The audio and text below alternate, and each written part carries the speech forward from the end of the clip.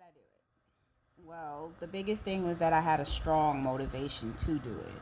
I literally watched my mother, a woman who would spend 2 hours in the gym every morning, like clockwork, religiously, be destroyed by the disease of diabetes. And diabetes runs through my family as its heart disease. I don't think there's anyone that I know that has passed that hasn't had it.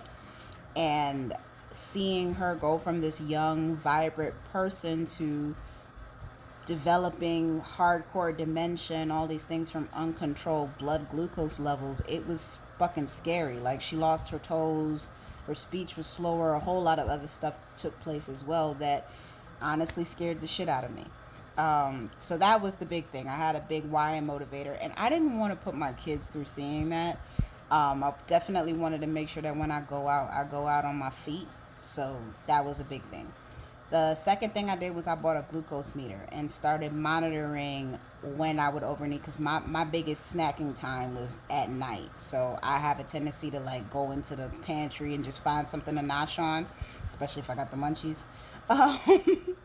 And that would contribute to the weight gain and the feeling sluggish and slothy and all that other stuff as well. So tracking my blood glucose levels with that meter helped me know when I was in healthy range. So for those of you who don't know what healthy range is for diabetes, anything over 120, that's the diabetic range. Anything between 100 and 120 is pre-diabetic levels, especially for fasting blood glucose levels.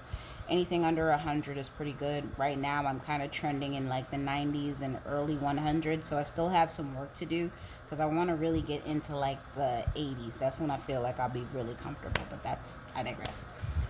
So I did that, and then just tracking what different foods had as far as effects on me was something that helped me really kind of pinpoint what I needed to do and how I needed to change. Third thing is that I started counting my calories. Like, I know a lot of people don't like to do it because they're like, oh, I can't indulge, or I can't like just have fun and just go off and eat. I do, because you will catch me eating a bacon cheeseburger, and you will catch me eating some ice cream, macaroni and cheese, all them other things. But what I do is I account for those calories. So if I know I'm about to have a heavy meal that night, I'm going to keep it super light. I might even do like some intermittent fasting, just so that way I can know that, hey, okay, I'm staying within the range I set for myself, which right now is about 1,500 calories a day. So I did that. I weighed myself daily just to see like the fluctuations in my weight, but I wasn't like obsessing over it. I was just knowing, okay, if I spiked up, I keep track of what I ate before. Like, did I have too much of one thing versus another? The next thing I did was also shift to a plate that was mostly vegetables instead of mostly meats and starches and stuff like that. And in doing that, that actually helped me with my portion control. Um, Another thing I did is I don't eat after 8 o'clock. Like, I have my family, like my kids and my husband, they are all on patrol. Like, Ma, why are you eating after 8? Babe, why are you eating after 8? So they'll be there and they asking me like, are you hungry or are you just bored right now? And that accountability definitely did help, in addition to me not eating after a certain time as well.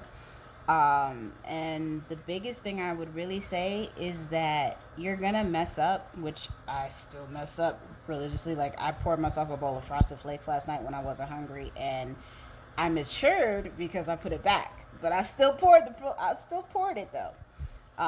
But that's better than I've done before, because before I would have just ate it and been like, I'll just start over in the morning. But I didn't do that to myself, so that's growth.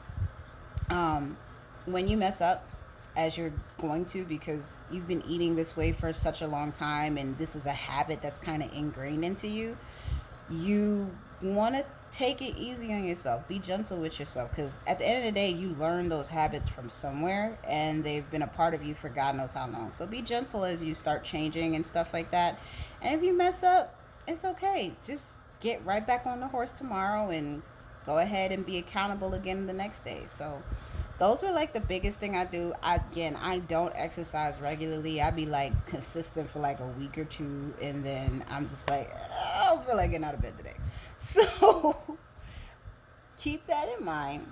But the biggest and strongest battle that you're going to have to face, especially when you're trying to get your body back under control, is getting your eating under control. And it's hard, especially in a country where food is so rampantly available. It's almost like sickening. You got commercials and all of these different things that are just like feeding you eat messages all day long. So you got to know when you're actually hungry, or if you're craving tacos, because Taco Bell just showed a new chalupa taco commercial thing. So yeah, those are some of the things that I did to get down. I am still looking for a way to exercise sustainably. My vision is to do something that I can do now as well as when I'm like 95, 100 years old. So that's kind of how I look at things, and that's made it a lot easier. So, no, I'm not losing 40, 50 pounds in 6 months, but I have not only lost the weight, but I've also kept it off sustainably. And that is the thing that I'm looking for. And I'm also looking at how I feel every day, and can I get up? Can I, do without the pains and aches and stuff like that? So that's kind of what I did. And then, yeah, that's it. So, anybody have questions, drop them in the comments, and I will talk to you guys later.